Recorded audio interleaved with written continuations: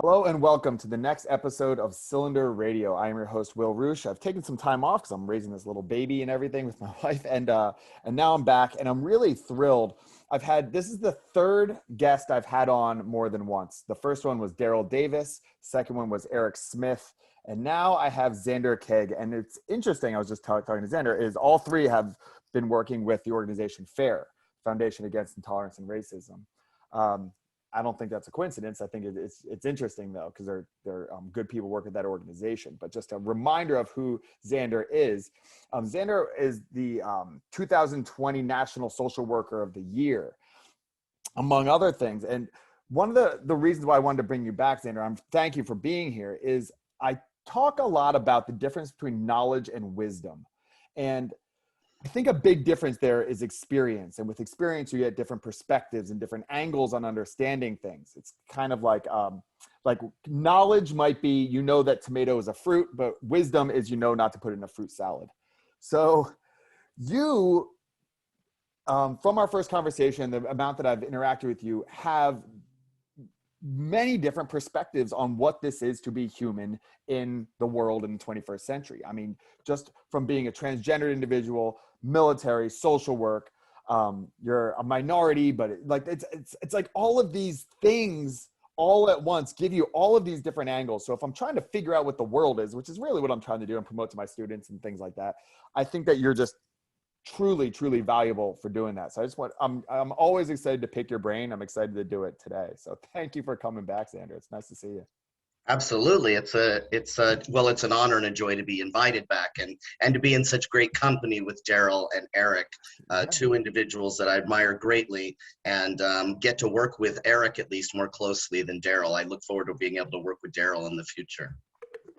So yeah, no, they're great. And I put you in the same category with them. I value what you have to say and the way you've lived your life and everything like that.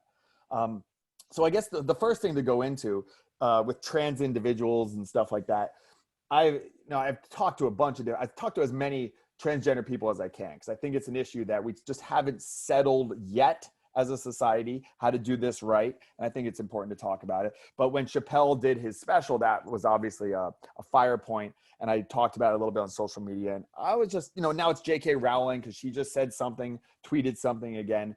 What are your thoughts on like the Dave Chappelle, J.K. Rowling controversy? Because I'm sure you understand the pushback.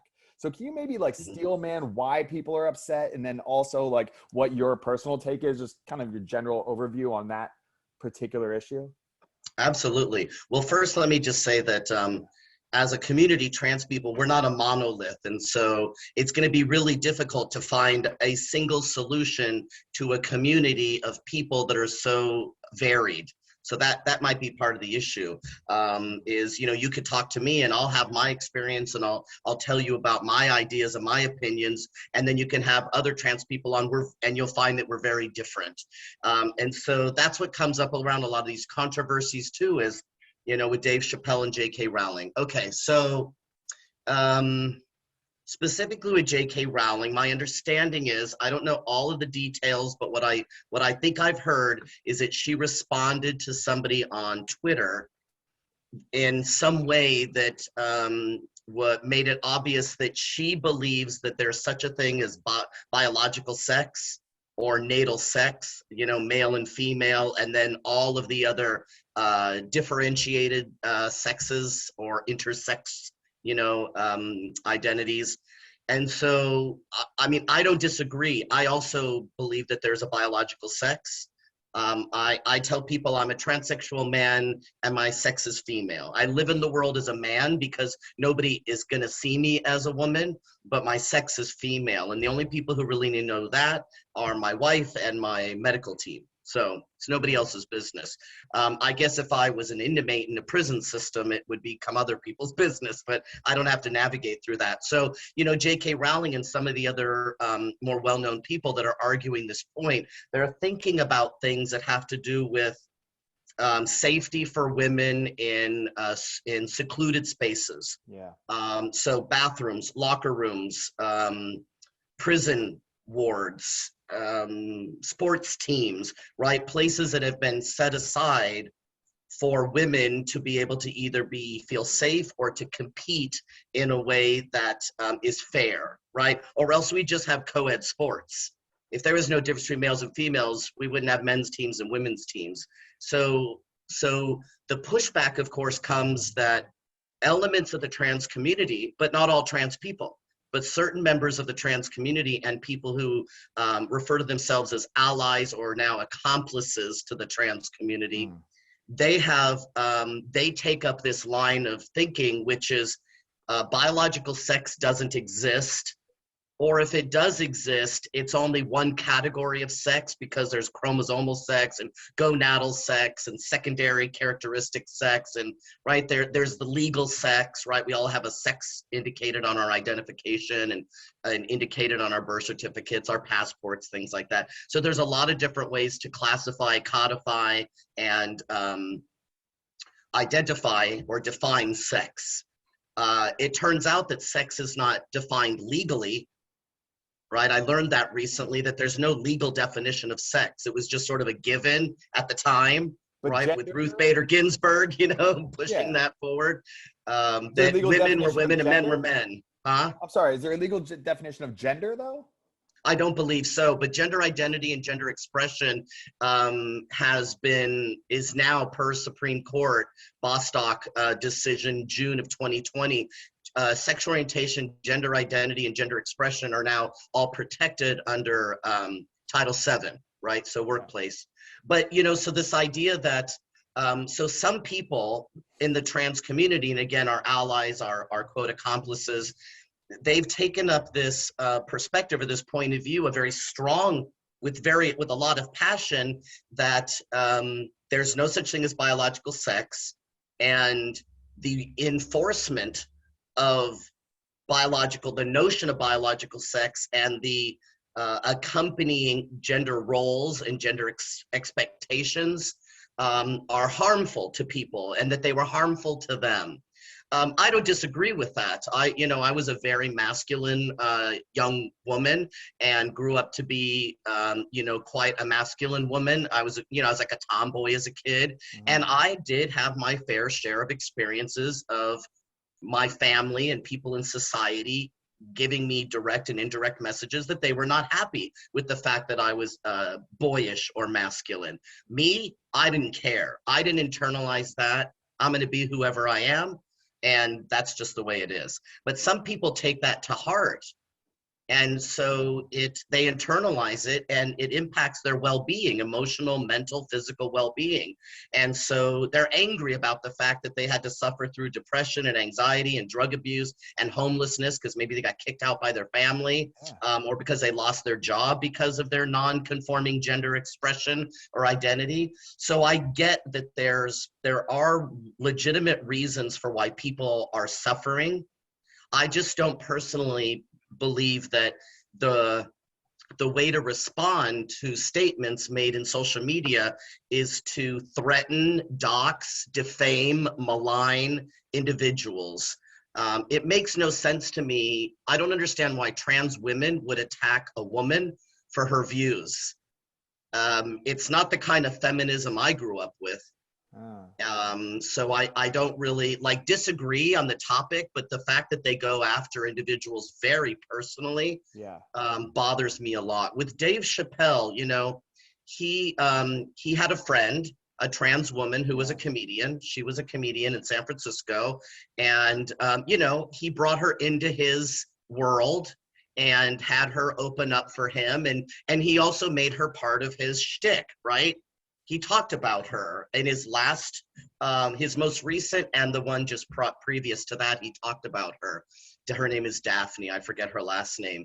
And somehow a rumor's been spread, because I don't believe it's true. A rumor's been spread within the trans community that somehow Dave Chappelle was part of the reason why Daphne took her own life. But it's my understanding that Daphne took her own life after being cyberbullied by members of the trans community. And the reason I think that's more likely the answer is because her family is 100% behind Dave Chappelle. They've come out publicly stating that Daphne loved him. They were friends. They were close. He helped her professionally, right, in her career. But he's also a comedian, and comedians say things that people don't like and that are harsh. But that's what comedians do. So if I don't want to listen to Dave Chappelle comedy, I'm not going to listen to Dave Chappelle comedy. I personally thought his last two shows were hysterical. I enjoyed both of them. Did he go too far in his description of how, quote, bad Daphne did when she was doing her stand-up? I mean, I don't know. I didn't see her stand-up. Maybe she did a really bad job. I don't know. Was he exaggerating? Maybe, but that's what comedians do, right? That's what they do. So I'm not too offended by comedians. But I get that if people believe that Dave Chappelle's comedy harmed Daphne in a way that she internalized that and then took her own life, excuse me, if people believe that to be true, I mean, and it were true, wouldn't you be angry? Like, I get that. Yeah.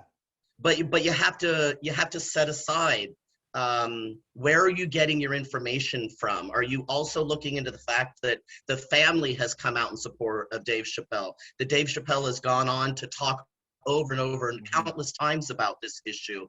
I think we have to take many factors into consideration, many voices into consideration. And I notice that doesn't happen. Not that it always has, but it definitely seems to not happen very much anymore. It's like this person, whatever they say is the truth, capital T and nothing else. Interestingly enough, they're the same people who are going to say there's no such thing as truth. So, that's the sort of postmodernist, conundrum that we're in right now. That's so good. Yeah.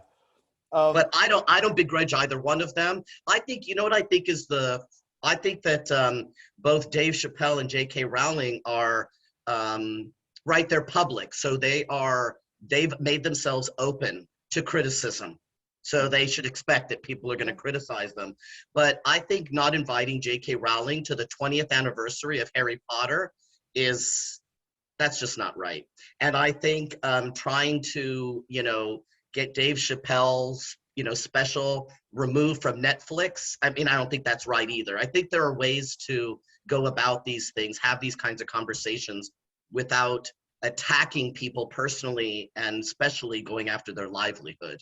And I could say from personal experience that I've been on the target list, not in such a big way, obviously, as Dave Chappelle or J.K. Rowling or anybody else, but I have had, people try and get me, not fired because I'm an independent contractor, but they've tried to get me to lose contracts or defame my character or try to spread rumors on social media. So I know what that's like in my little context, and I don't enjoy it. So I would imagine the way they're getting it, it's much larger, than what I'm getting. So yeah, there's got to be something in this where you look at, like, the suicide rates and the homelessness rates, as you said, of like, we're still not as, accepting of transgendered individuals as we hopefully will be. The bigotry still exists. So there's that mother bear element of empathy where we all think there's no flip side to that empathetic coin, or it's a double-edged sword where the mother bear has empathy for its cubs, so it's the most vicious animal in the animal kingdom. And I think that a lot of these trans activists truly, and like allies, maybe like cisgender allies or whatever, like they see it as the oppressor-oppressed matrix. And that is like, I am going to be vicious to protect this group of people who clearly have like real scary issues going on in that community. I mean, I think that, so you get kind of just one, like, you put the blinders on and just like one thing, attack this group because you need to protect this people at all costs. And that even means just like someone like you saying like, I don't need your protection. No, yes you do. Shh, back up. Like that kind of element is the really strange one to me. And that happens for racial reasons as well. Absolutely. And I think that's exactly right. It's I think the intention is good for the most part. I think some people are ill-intentioned. I just think that's, that's just part of, humanity, that there are ill-intentioned people. But I think the majority of people do have good intentions. They think they're doing the right thing. They've been instructed by somebody at probably a training, or, at some event. They've been instructed that that's how you're supposed to respond, because otherwise what we don't want is, we don't want a repeat of what happened 30, 40, 50 years ago, which is LGBT people being criminalized, right, and being thrown in jail for cross-dressing or homosexual activity, losing your job, being kicked out of your church, being kicked out of your home if you were a youth, ending up on the streets, in prostitution, or human trafficking.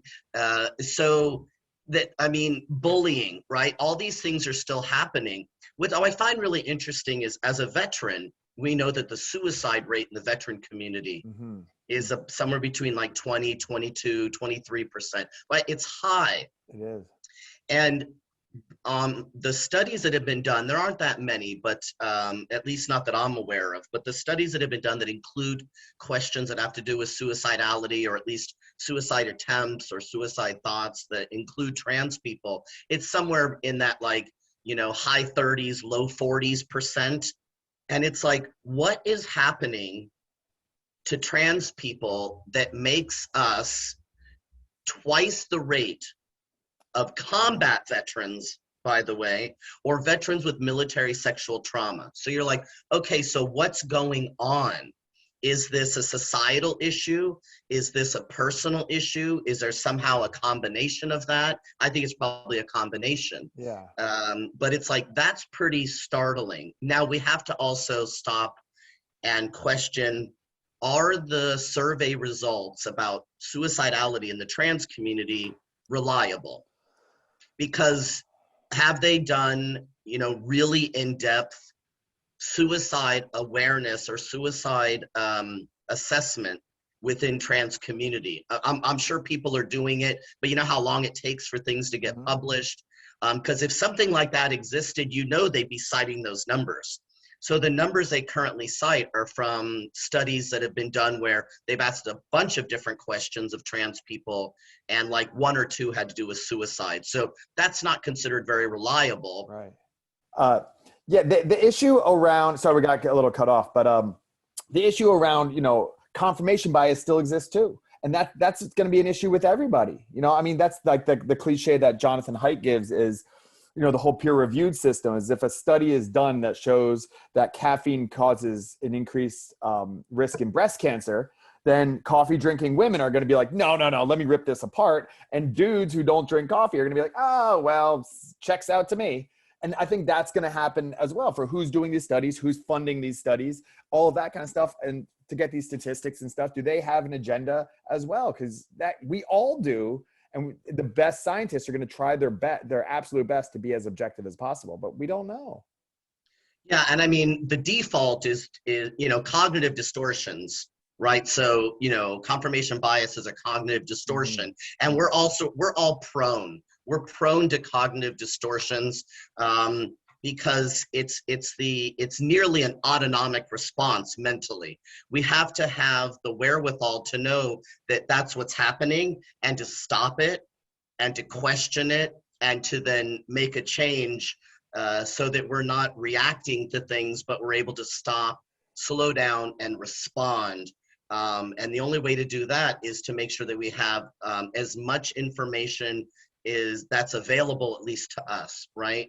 But nowadays, people make really snap decisions. They react very quick in the moment, and they're not getting a very broad spectrum understanding of a particular topic or issue or of a person. Yeah, Zander, I want to pick your brain on this because I am struggling with some stuff right now. Like, I am really, I'm a curious person. I love nuance. I don't like painting with a wide brush. I really like understanding things that other people go, it's so simple And then another whole group of people says it's so simple in the other direction. I am just so intrigued by that. Like there's something to this that y'all are all missing. One of the issues that came up is actually about conversion therapy. So Oh yeah. one of my son's godfathers is a gay guy, and he was from like a very Christian household, and he had to go to one of those conversion camps when he was young, and it really messed him up, and it didn't work. Let's just put it that way. And I was all in the camp of like, yeah, conversion therapy is wrong. It should be banned, all this kind of stuff. Like, of course.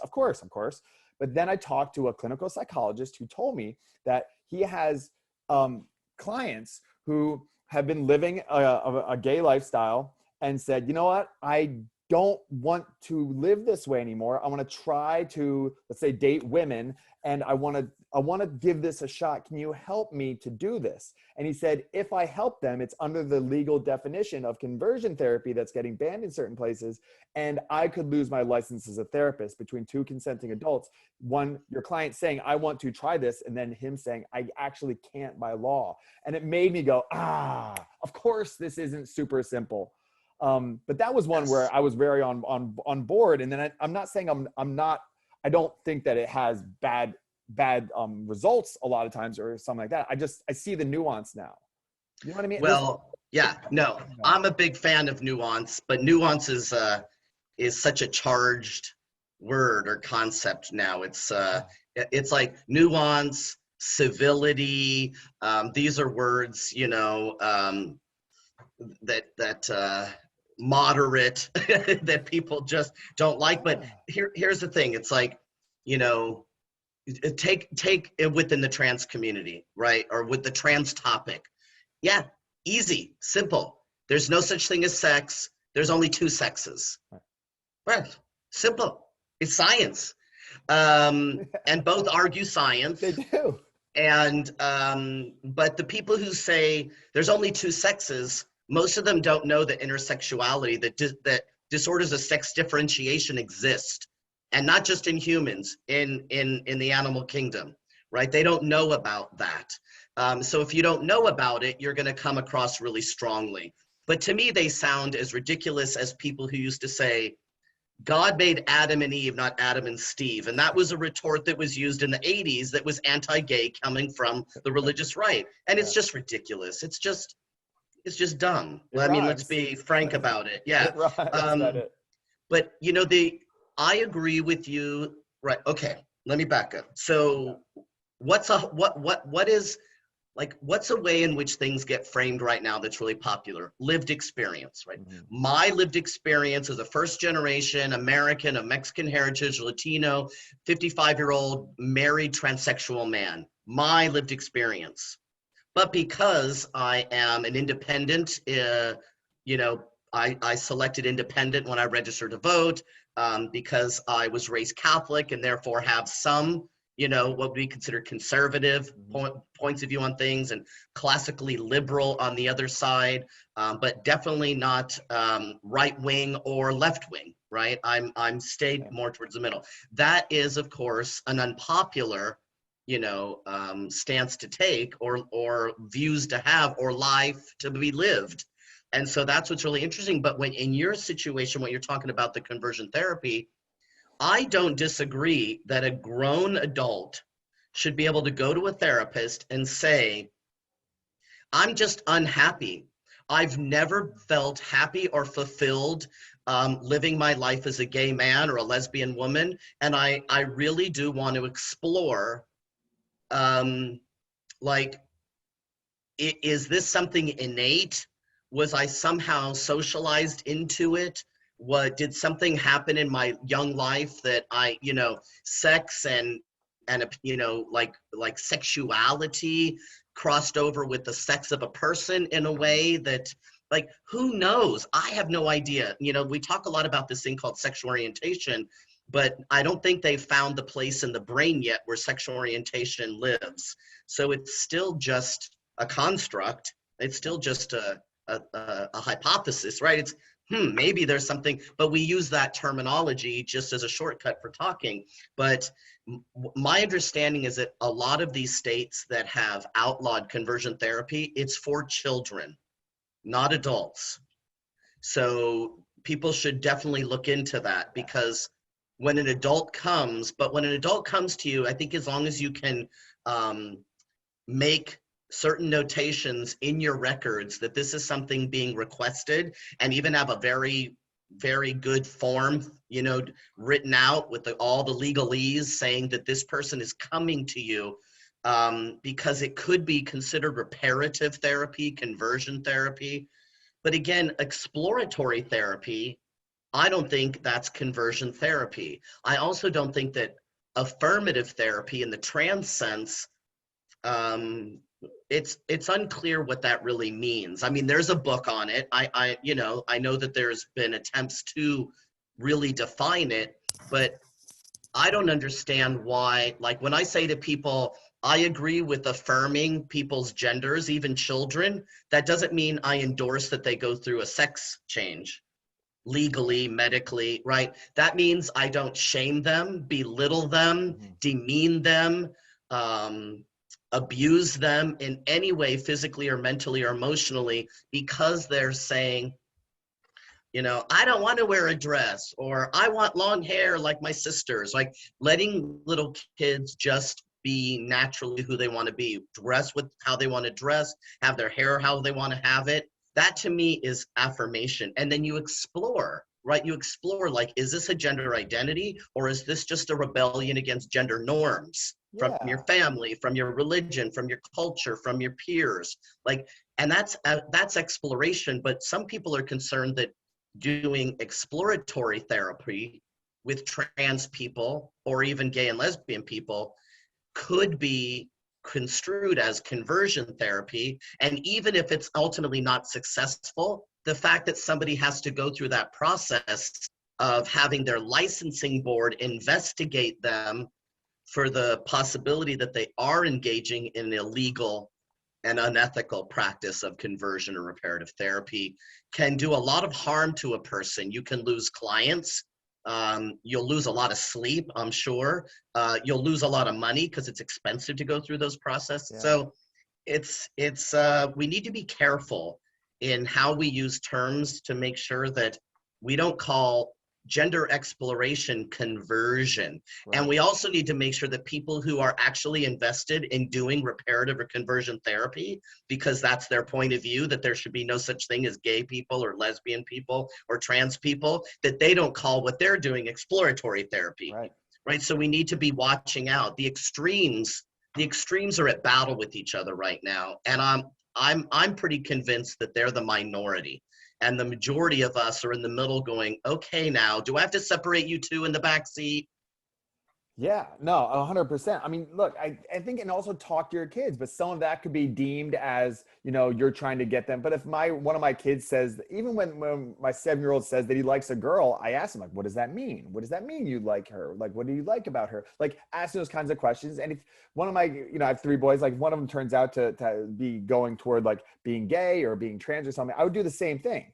I would ask them a lot of questions. And and that even is like, don't question your children or something like that gets said on the extremes. It's like, well, no. Like, kids are trying to figure out what up and down is. They don't know anything. They're trying to figure out what is reality. I think that you just have to be able to get them to really think about this, because there's that trend that Abigail Schreier talks about of a lot of young girls are like coming out as trans in like groups and stuff. So social contagion. Yeah, social contagion is something that has shown up in young girls in specifically things around eating disorders, right? Like bulimia, anorexia, that there tends to be within a peer group of young girls. There seems to be like a peer pressure or social contagion, whatever, about being thin and pretty.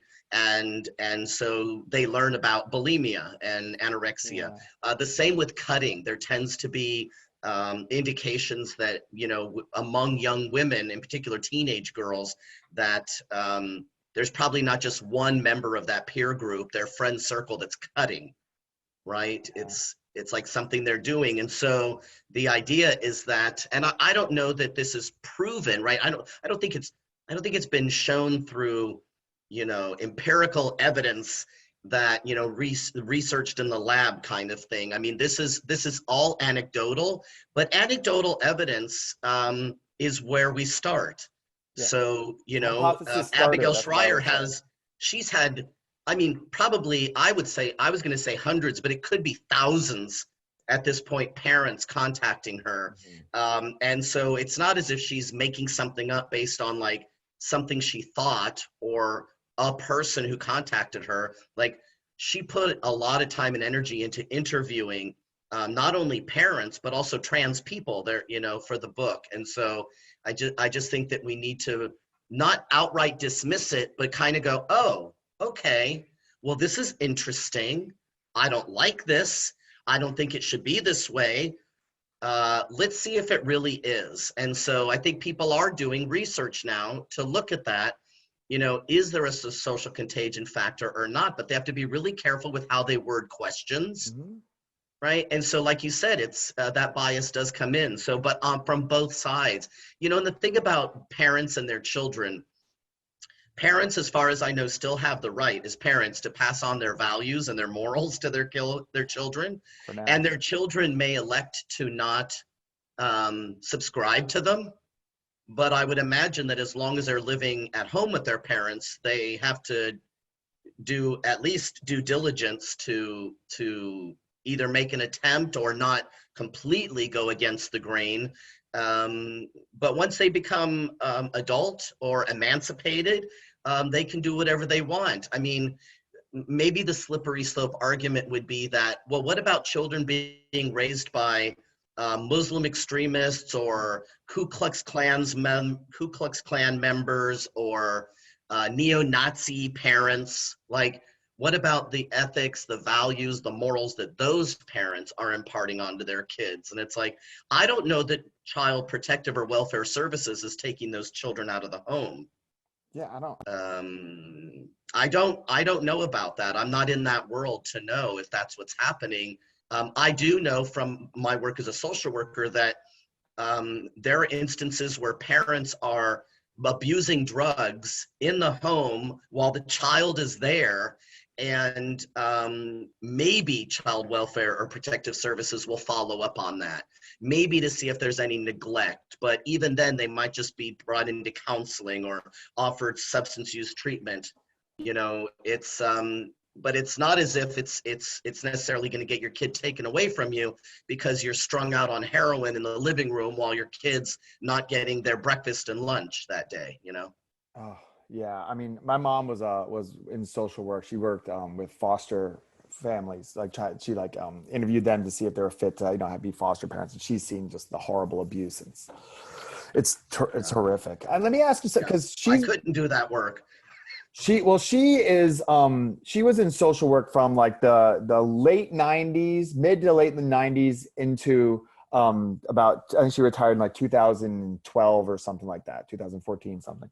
And she said that she saw a big difference when there was more conservatives or Republicans in national office. Now, she is not politically homeless. She has a firm base on like the left side of the political spectrum, but she felt like it was very clear that when Republicans are in office or conservatives, it's worse for social workers and all of like these institutions. And you look back throughout the 80s, and I know that Reagan shut down a lot of mental health facilities and stuff like that.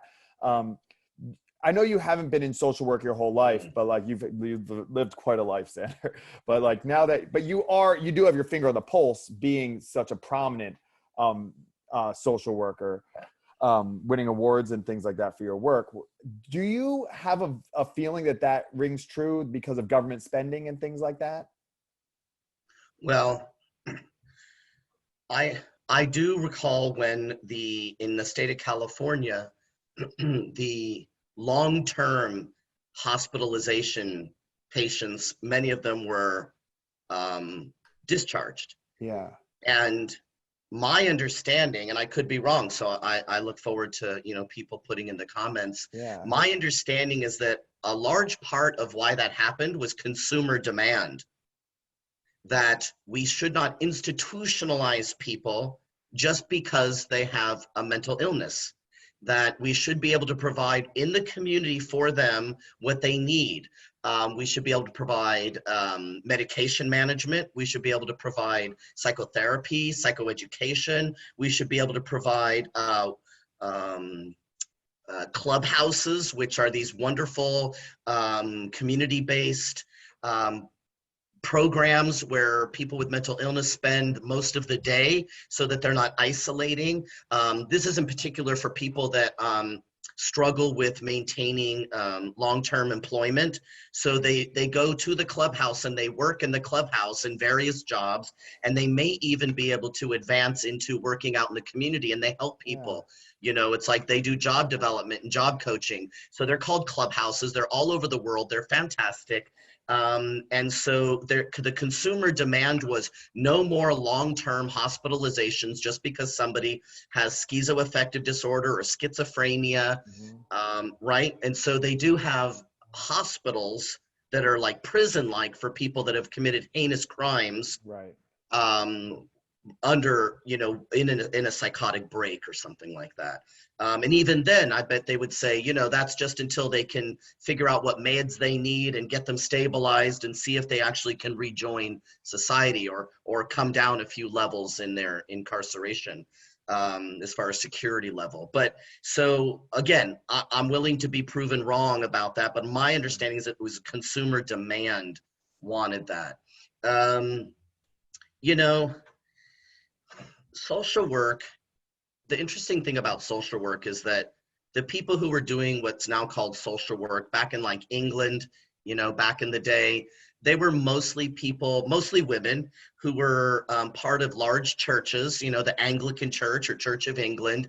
And they would go visit people in their homes and visit people in hospitals. And they would work with, in the United States, they would work, you know, like in Hull House, right? Chicago, they would work with the immigrants Jane who Addams. were, Yeah. that's right, who would come, you know, who had moved to the United States, who wanted to work in our factories, but they were unfamiliar with our customs. And, you know, there's some advantages and disadvantages to what they did, right? Yeah. Nowadays, people would say, oh, it's a bunch of do-gooder rich white ladies, you know, that were trying to civilize, you know. Yeah. So there are arguments on either side. But, you know, I remember when the second Bush, when the younger Bush was in office, he had this saying that was the soft bigotry of low expectations. Yeah. You remember hearing about that? So it's like this idea, the idea is that that we have to sort of lower expectations, dumb things down, make things more accessible, right? It's not just that you build a ramp so that somebody can take their wheelchair up it, you know, it's that maybe you get rid of all the stairs, you know what I mean? It's a different kind of way to look at it. And I think that by and large, when there's a Democrat or a Republican in office, at least at that larger level, the governor, the president, maybe a mayor, I think there tends to be more emphasis when there's a Republican in office to have the community, including the faith communities, take up a majority of the responsibility of caring for the you know, residents in their local areas, versus with Democrats wanting to build and financially support the agencies, the government agencies at all the different levels, from municipal all the way up to federal, to provide those services. But again, you know, a lot of people are going to the privates, they're going to the church food kitchen, they're going to the Salvation Army shelter, they're going to, right, they're going to Goodwill for job training. So they are going to the private ones. They're still all there, but maybe there's some gaps. And so is it the work of the government to fill those gaps, or is it the work of those community-based organizations and faith-based organizations to get grant money from philanthropic organizations to build programming to fit those gaps? I tend to believe that we should rely most on philanthropic money in community-based and faith community-based services. Yeah, I mean, I think that that's a really good point. That that makes a lot of sense to me. You know, what I tell my classes is like, it's teach a man to fish or give a man a fish. It's not figure it out. Like, if we're going to That's right. put the onus on private institutions, then we have to keep that spirit of philanthropic endeavors and getting involved in people to do it. Because if we just say, all right, it's on the communities to do it, and the communities are just like, well, we're not going to do it, well, then it's a problem. But I think if you are let's say you're on the political right and you're saying like, hey, you know, put this up to the communities and stuff, well, then you roll up your sleeves and you get out there and you do it. Because if you don't, then the need is going to be so obvious that no one's filling it. Then the state is going to step up and say, well, then we're going to do this. But I agree with you. I agree with you. I mean, historically, the work has been done more. The better work has been done by individuals and private organizations than the state and most issues, I think. Yeah, I mean, here are some basic arguments for pushback, right? It would be, well, in rural communities, they don't have the same resources. Okay, well, increase the likelihood that social entrepreneurs will want to relocate or extend their services to rural areas. Make it worth their while. Provide grants to extend, you know, food kitchens and food pantries. Why do we have to have WIC? Why women with infant children? Why does the government have to provide formula and diapers? We have food pantries. We have, you know, and they give out those things. I know, I've worked in them. I volunteered at them. Like, but it's like, so rural areas. Okay, so then let's make sure that rural areas have coverage through telehealth, through relocation or extension of services out to those areas, through mobile options for those services in those areas. So it's not as if, well, it doesn't exist, so the government has to fill it. It's like, no, entice the social entrepreneurs in our society, just like we do with the business entrepreneurs, the enterprising, the social entrepreneurs. They'll be like, oh, there's a gap. They need a food pantry out in that rural area in that state. Well, I'm going to look for a grant to provide me with the monies to lease a spot, and then I'm going to tap into all the resources in that region, and I'm going to have them send me all of their overflow of clothing and food, and we're going to start a pantry, right? It's something that people do all the time. They do it with buying clubs where families come together and buy food in bulk and then redistribute and take it home, right? And then they turn those into cooperatives. And then all of a sudden you've got a cooperative in your neighborhood or in your city. It most likely was founded by a couple of families that got together and were buying in bulk to save money. Yeah. So these programs do exist. There are so many private avenues to help out people who are struggling with addiction, homelessness, abuse, you know, mental illness, learning disability. Like, there's so many things that exist. You know, it's like, you can't afford a private tutor. Well, guess what? There's all these programs that are available, but you have to look. Is it at the YM or the YWCA? Is it at your local community center? Is it your local church or synagogue, mosque? Like, who's providing these services? They're out there. Yeah. And they're probably they probably want more business so that they can then get more grant money to provide more services. Yeah, that fundamental concept of community is so important to what America is. Alexis de Tocqueville talked about that. Was it Democracy in America? Like, is that what it's called? I think so. But like that we are losing that. We're losing that community element. I did something on my Instagram where I put a poll. How many of you have had dinner with one of your next door neighbors? And it was like 15% or something. And of like hundreds of people, like we don't have a sense of community. And I agree with you. I think that's how we solve a lot of these problems, but that takes effort. And it doesn't take effort just to go in and vote for the government, just say the government's going to do it. But the chances are that they're going to do it interested and invested as, you know, the ones in the community taking care of that community. It just doesn't seem to add up much. I mean, I think, you know, right now what we probably have is like a partnership, right? You have, you know, the government does some pieces, the community-based organizations and faith-based organizations do another piece. So perhaps we shouldn't, like, I'm not in favor of completely removing government from that, you know, involvement, from that partnership.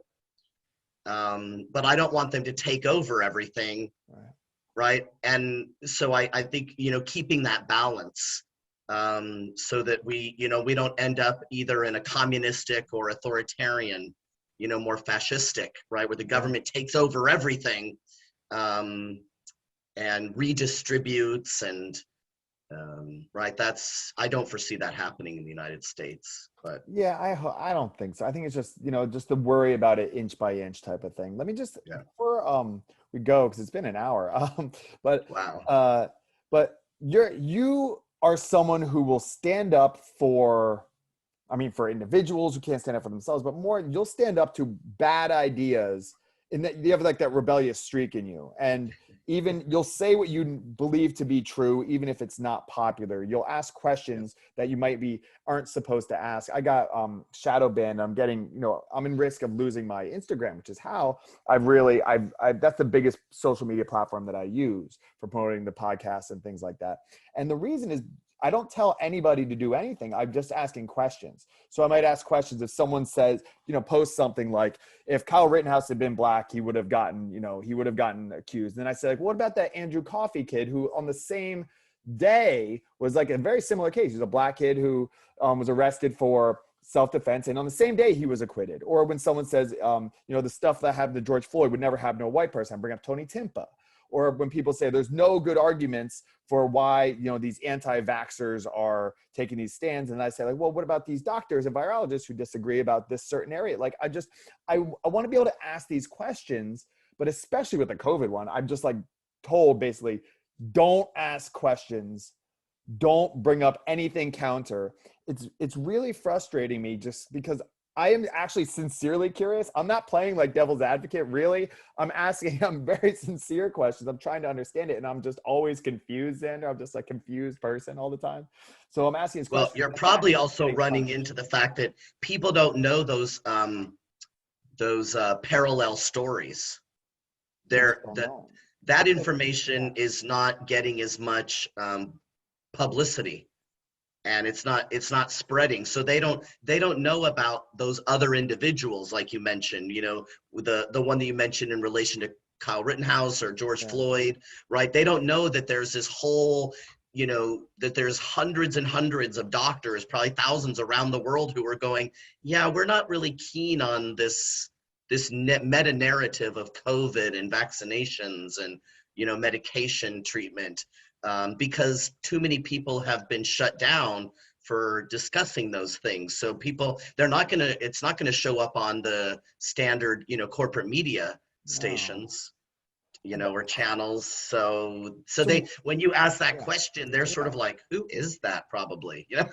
Yeah, and they just shut it down. Like, but That's how do right. you, I'm just looking to you for some advice on this. Like, are there certain things that you just go, you know what, I'm just going to keep my mouth shut because the juice isn't worth the squeeze? Like, should I essentially keep my mouth shut about talking about asking questions about COVID, and just say, like, it'll do more harm than good if I just like keep going down this road and they shut down my account? Or is the juice worth the squeeze? Is this my hill to die on by asking these kinds of questions? I mean, just what are your thoughts on it? Yeah. Do you do that in your head too? Like, should I go down this road or not? I'm assuming that you do, but I don't know. Less often. You just go for it. I I like to think of myself as a fairly diplomatic person, Yeah. with a twist. It's a manipulation, is really what it is, right? And so what I would do, let me give you an example. If Yeah. somebody was posting about Kyle Rittenhouse and made the statement, if he was black, blah blah blah, instead of asking a question, what I would do is I would post the link to the article about that other guy and say, thank goodness that didn't happen to him. And it was on the same day. Isn't that amazing? That's what I would do. Find the common ground, the Dale Carnegie stuff, how to win friends and influence people. Like, oh, so Yeah, I was influenced a lot by that. My father was really big into that kind of stuff when I was growing up. And so I've been trained since I was a very, very young person to try and empathize or understand what's behind someone's outrage or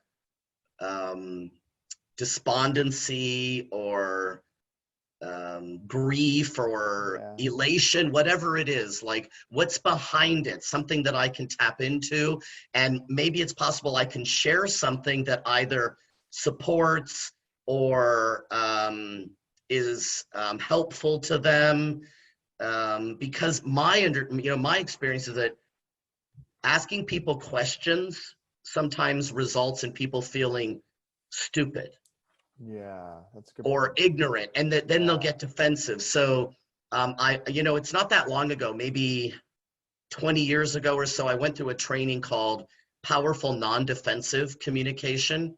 Sharon Ellison is the creator of that model, Powerful Non-Defensive Communication, and it teaches you how to communicate in a way that you get your point across, you get the information you want and need, but you don't do it in a way that another person will automatically go on the defensive because they feel belittled, ridiculed, dehumanized, chastised, And so I think a lot of people internalize things. And so being asked a question, I don't think it's wrong. I think your question is valid. I think that what I also think is that people have different ways to interpret a question like that, and you may just be running up against people who are really thin-skinned and or just like to pick fights, and so that's how I do it, but at the same time there are certain members of not my family but family in general where I just zip it, nothing, zip it. Yeah. It is not, it's not. Zander, I'd rather be in relationship with people than prove that I'm right. Yes. That's from a Peter Boghossian book how to have impossible conversations. He says, relationship is more important than being right. It's the same thing. That's right. He got that. I mean, that's an older thing. Yes. So it's, that's going to help. What you said is actually going to help me is people feel dumb when I ask these really tough questions. Because I am obsessed with these questions and I look deep. I don't know where I stand on a lot of these issues because I understand both sides so well that I get really mixed up. And I think when I ask that and I just have all this information data and they give me a very simple narrative, they might feel dumb or attacked. And, I heard something recently that says when you criticize someone, they should walk away feeling helped, not attacked, helped. That's the way. Yeah, because there's different ways. That's good. That's good. There's different ways to give critical feedback. Yeah. Right. And so some people are like, well, I'm just honest. And it's like, well, you're an asshole. You're telling the truth, but you're telling it in such a way that you're mean. Yeah. It's unkind. That's not really necessary. Yeah. Yeah. And I don't like to be treated that way. So I make an effort to not, and that's why I talk about to responding versus reacting, because reacting is what we do in that moment. Somebody does or says something or doesn't say something or doesn't do something, and we immediately jump to a conclusion and we just come out with something, pro or con. Right. But when we stop and we think about it and we ask some questions and we do our own research and we get in touch with we reflect on our own experience, then we can respond. And that's typically going to be a kinder, and I think there's also going to be a better long-term benefit. I think so too. Right? A reaction gets a short-term benefit sometimes, but a response can get a long-term. It has a, staying power to it. It's sort of like the difference between conflict-based organizing and consensus-based organizing, which is one of my favorite topics to talk about. We could talk about it on another podcast if you'd like. But I wanted to mention, you said something about how, I forget exactly the words you use, but I don't suffer fools. That's my paraphrase.